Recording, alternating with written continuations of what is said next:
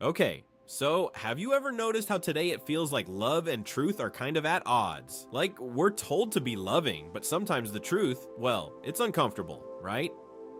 In this video, we're diving into a chapter all about speaking truth in a world that's full of lies. We'll explore why truth actually matters, why it's sometimes hard to accept, and how it hits real life, your decisions, your relationships, the stuff that really counts. So, stick around. It's gonna be interesting. So, let's start with something that's kind of wild when you think about it. Universities today, I mean, not everywhere, and not every student, but there's this noticeable shift in how truth is being treated. Take this one college student I read about. He said, and I'm quoting here, something like, "Truth? Anything can become true if enough people believe it." Wait, hold on. Did he really just say that? Yeah. And here's the thing, he wasn't alone in thinking this way. He was buying into this idea that truth isn't something you actually discover. It's something people in power kind of construct to hold on to that power. Mind-bending, right? And then there's this whole idea called truthiness. You might have heard of it. It's like something isn't really true, but it has value, maybe some truth in it, maybe not, maybe totally false, but somehow people give it a pass. So it's like saying, it kind of counts, even when it doesn't. That's what was going on back in 2006 when Merriam-Webster actually picked truthiness as their word of the year. Yeah, that's how deep this goes. Now, think about how history or social sciences are taught in some places. Instead of digging for objective facts, students are often encouraged to look at things like documents or events through the lens of, okay, how does this shape identities? Or how does this reflect oppression versus oppressor? And sure, understanding perspectives is important, but the goal starts to shift. It's less about learning what actually happened and more about validating who you are. That's kind of a big leap from the traditional idea of education, right? And here's the kicker. Students often go to university not to find objective truth, but to authenticate themselves. I mean, their sense of self. There's even this story where a student was asked, if you stood before God, what would you say? And the response was basically, I wouldn't acknowledge him because everything is about me. It's kind of chilling when you think about it. It's like truth has been moved from something external, something stable, to something entirely internal. What I feel, what I believe, what fits me personally.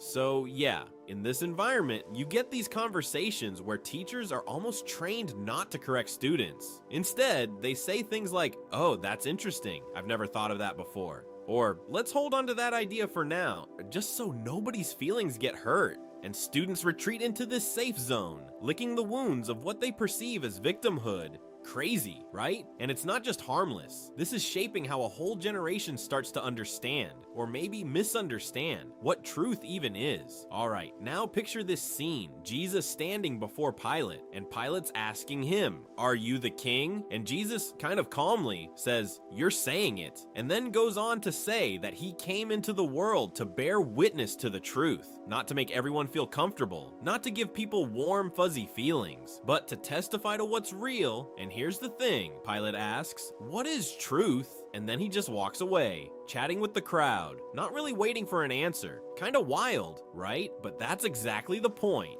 Truth doesn't depend on whether someone accepts it or not. You can try to kill a person, you can even try to silence ideas, but you cannot kill the truth itself.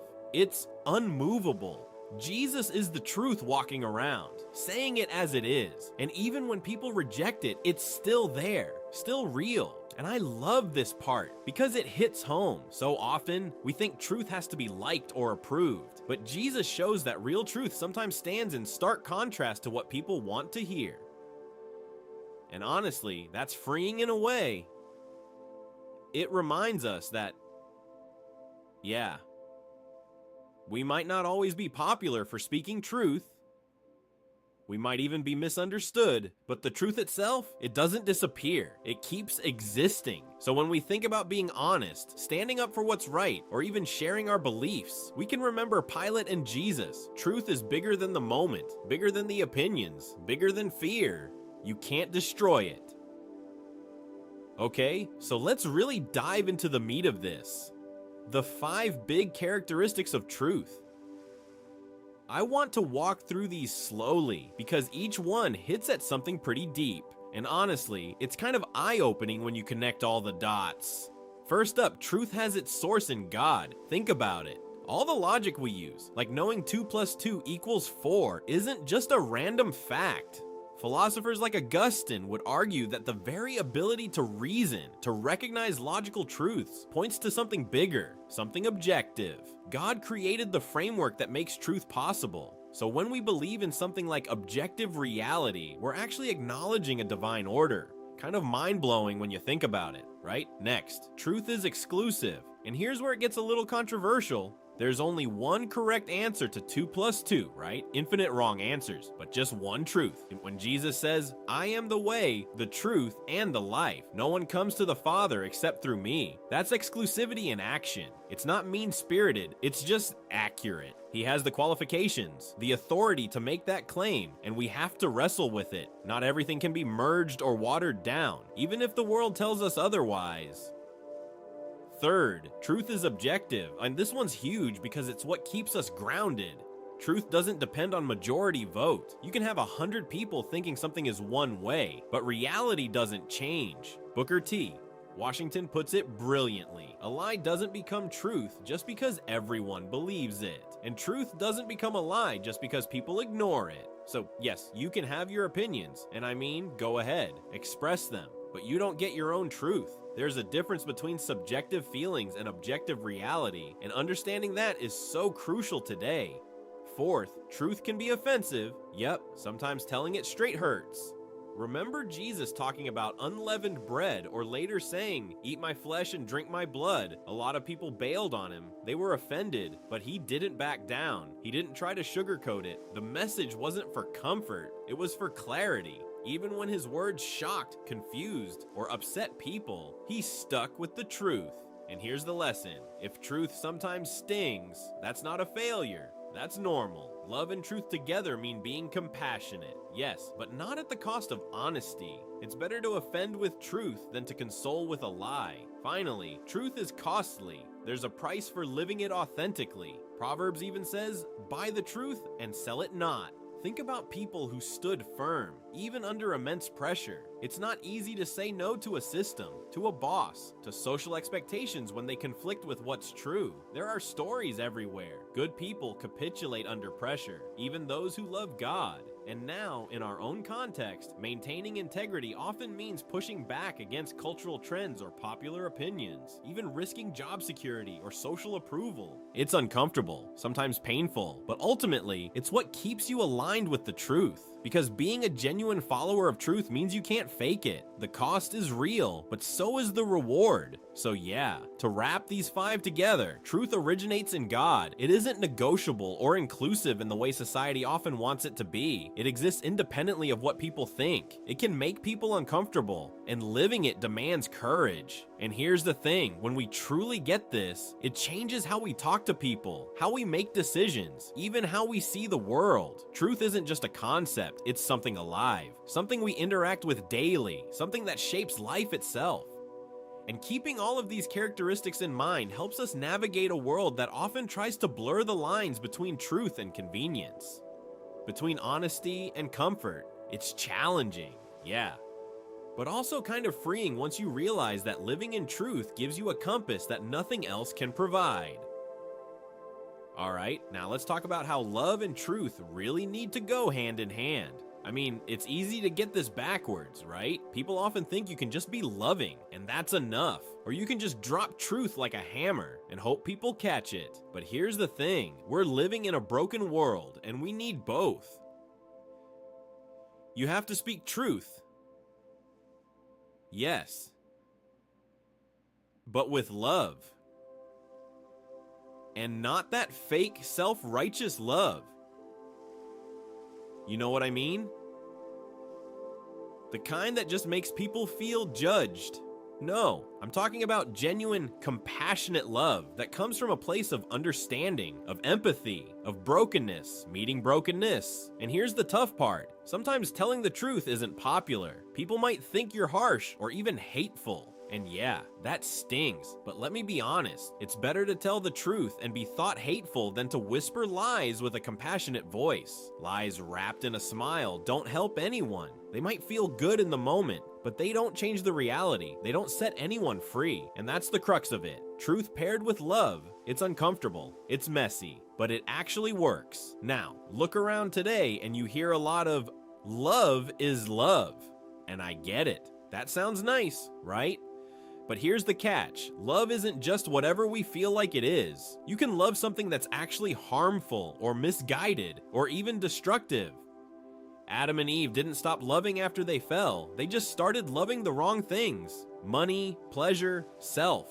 So, in a world that says, love is love, we have to pause and define what true love actually looks like. And guidance helps with that. The kind that points to something real, something higher than just our feelings. And here's a story for you. I've seen truth preached in a way that just turns people off. Not because it's wrong, but because the delivery is arrogant, self-righteous. People tune out. But when you approach with humility, brokenness, and genuine care, the same truth lands differently. It opens doors instead of shutting them. And that's the balancing act, speaking honestly without softening it into lies, but doing it in a way that is rooted in love. That's how real change happens. That's how people start to listen, even when the message is tough. So yeah, love and truth, they aren't enemies, they're partners. And when we get that balance right, when we're willing to be honest, but also caring, we can actually reach a broken world in a way that resonates. And you know, it's not always easy. It's going to be messy. It's going to be challenging. But that's how truth and love together make a difference.